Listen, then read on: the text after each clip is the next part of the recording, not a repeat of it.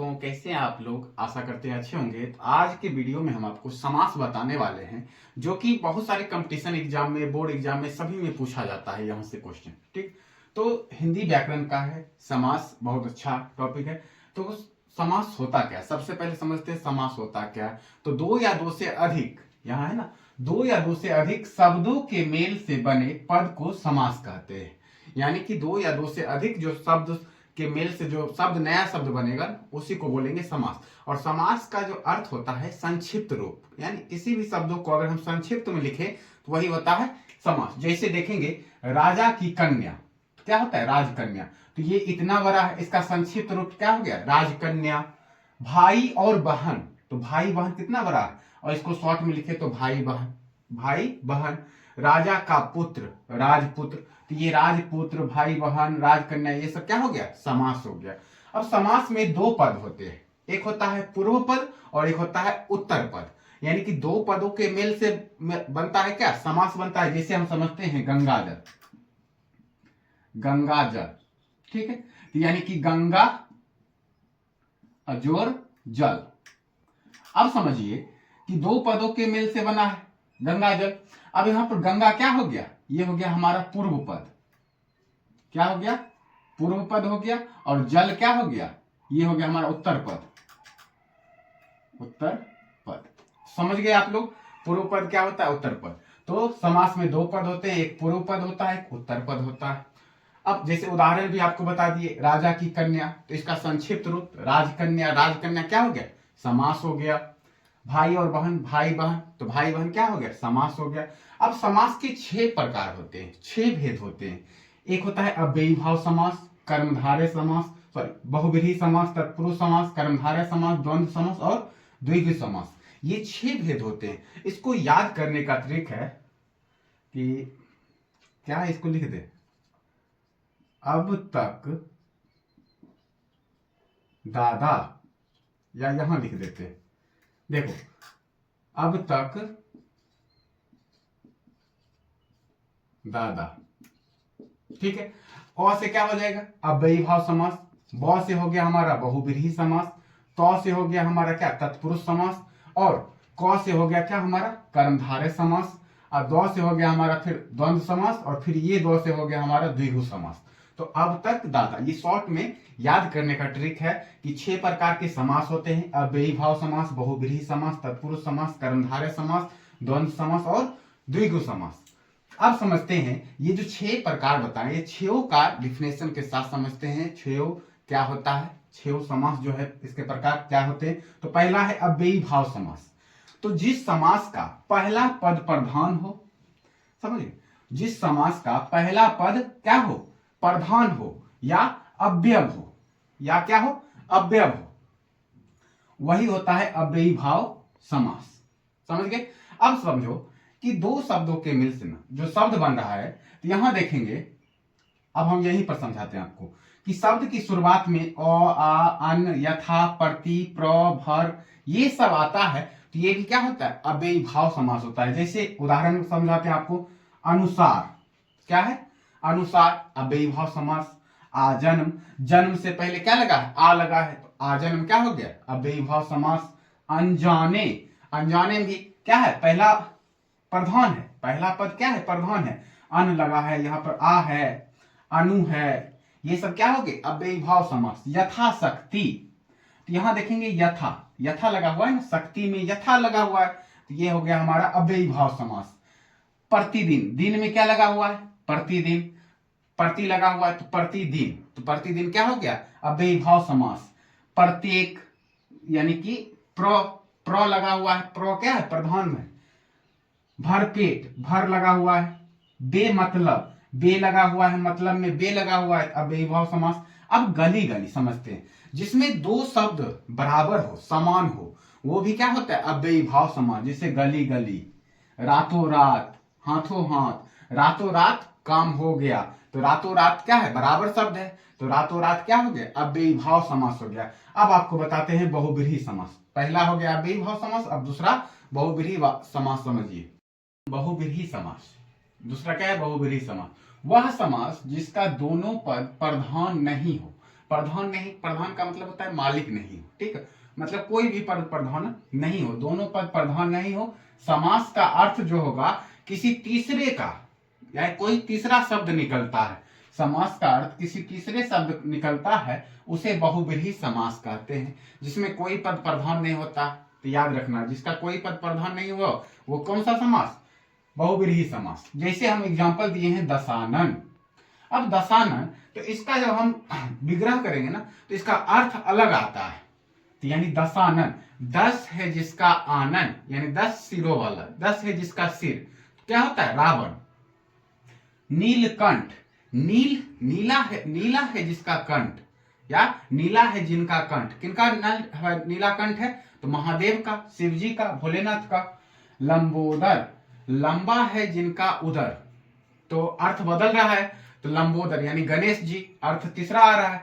तो यानी कि तीसरा अर्थ महावीर, महान है जो वीर, समझ गए? महावीर। त्रिलोचन, 3 लोचन मतलब होता है आंख, 3 आंखों वाला, 3 आंख किनका? महादेव का, भोलेनाथ का। तो ये क्या हो गया? बहुव्रीहि समास हो गया, जिनका कोई पद प्रधान नहीं होता है, और अगर इसका हम क्या करते हैं, तीसरा पद अर्थ निकलता है।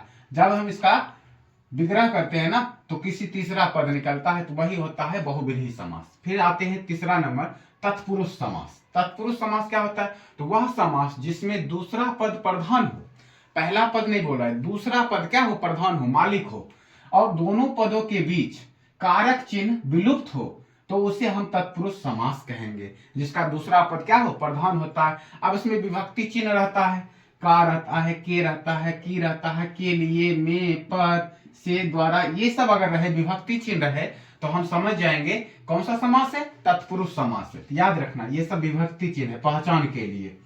अब जैसे इसका एग्जाम्पल समझते हैं, दानवीर, दान में वीर, तो यहां देखेंगे विभक्ति चिन्ह है ना, में है विभक्ति चिन्ह, तो दानवीर क्या हो गया?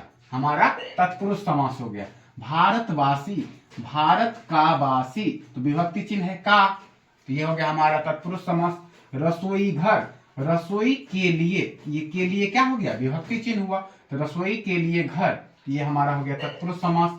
परीक्षा भवन, परीक्षा के लिए भवन, तो जब भी बीच में क्या हो? विभक्ति चिन्ह आ जाए, समझ गए, तो वो होता है हमारा तत्पुरुष समास। कहता है ना, वह समास जिसमें दूसरा पद प्रधान हो तथा दोनों पदों के बीच कारक चिन्ह यानी विभक्ति चिन्ह विलुप्त हो, तो उसे हम कहते हैं तत्पुरुष समास। कारक चिन्ह विलुप्त हो और विभक्ति चिन्ह आए, पहचान यही है इसका। तो ये उदाहरण समझ गए आप लोग। अब आते हैं कर्मधारय समास। चौथा है कर्मधारय समास, वह समास जिसमें एक पद विशेषण तथा दूसरा पद क्या हो? विशेष होता है, उसे कर्मधारय समास कहते हैं। तो विशेषण क्या होता है? जो संज्ञा सर्वनाम की विशेषता को बताता है, उसी को कहते हैं विशेषण।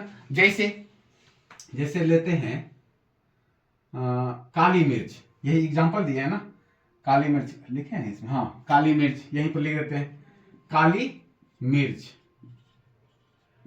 अब यहां पर देखेंगे ये मिर्च क्या है?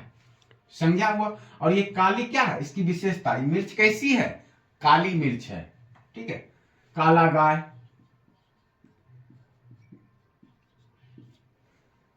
सुंदर लड़की, लड़की की विशेषता क्या है? लड़की सुंदर है। काला गाय, गाय की विशेषता क्या है? गाय क्या है? काला है। तो ये समझ गए, जो संज्ञा और सर्वनाम की विशेषता को बताए वही होता है विशेषण। अब विशेष क्या होता है? विशेष तो जिसकी विशेषता को बताए, तो यहां पर देखेंगे गाय की विशेषता बता रहा है काला, तो गाय यहां पर क्या हो गया? विशेष हो गया। काली मिर्च, मिर्च की विशेषता बता रहा है क्या? काली है, तो मिर्च यहां पर क्या हो गया? विशेष हो गया, जिसकी विशेषता को बताए वही होता है विशेष। तो उसे हम क्या कहेंगे? कर्मधारय समास कहेंगे। जैसे महापुरुष, महान है जो पुरुष, समझ? महात्मा, महान है जो आत्मा, समझ? यहाँ पर महान है जो पुरुष, पुरुष कैसा है? महान है, पुरुष की विशेषता बता रहा है कि पुरुष महान है। महात्मा, तो उसका आत्मा कैसा है? महान है जो आत्मा, आत्मा उसका कैसा है? महान है। तो यहाँ पर महादेव। काली मिर्च, लाल टोपी, टोपी की विशेषता बता रहा है क्या? कि लाल है टोपी। नील कमल, समझ? पीतांबर, पीत है जिनका अंबर, पीत मतलब होता है पीला, पीत है जिनका अंबर, पीतांबर, ये क्या हो गया हमारा? बहु सॉरी कर्मधारय समास, चंद्रमुख, चांद के जैसा मुख, यानी कि मुख कैसा है, चांद के जैसा है, यानी कि उसका विशेषता बता रहा है कि उनका मुख कैसा है, चांद के जैसा है। तो विशेषता जब भी बताए तो वो होता है हमारा कर्मधारय समास। अब पांचवा समझिए, पांचवा कहता है द्वंद्व समास। द्वंद्व समास होता क्या है, तो वह समास जिसका प्रथम पद तथा दूसरा पद, यानी कि दोनों पद ही प्रधान हो, दोनों पद प्रधान होता है, उसे ही कहते हैं द्वंद्व समास। जैसे भाई बहन, खाना पीना, माता पिता, लड़का लड़की, आगे पीछे, भला बुरा, आग पानी, समझिए। और इसको समझने का ट्रिक है कि विलोम होता है, विलोम शब्दों का समूह, यानी भाई का विलोम बहन, खाना का, पीना माता का, पिता, लड़का का लड़की, आगे का पीछे, भला का बुरा, आग का पानी, तो विलोम आता है, विलोम शब्द इसमें आता है, समझ गए। और एक बात और समझेंगे, जब इसका हम विग्रह करेंगे ना, तो इसमें और, तो यहाँ याद रखना कि विग्रह करने पर और या आए, और या आए तो वही होता है द्वंद्व समास। जैसे भाई बहन है, तो भाई बहन का विग्रह करेंगे तो भाई और बहन, भाई और बहन, ये होगा। खाना पीना है, खाना और पीना, माता पिता, माता और पिता, समझ गए। तो दोनों पद प्रधान होता है, माता भी प्रधान है, पिता भी प्रधान है, लड़का भी प्रधान है, लड़की भी प्रधान है, दोनों पद प्रधान होता है, तो वही होता है द्वंद्व समास। फिर आते हैं छठा पे कि द्विगु समास, लास्ट है।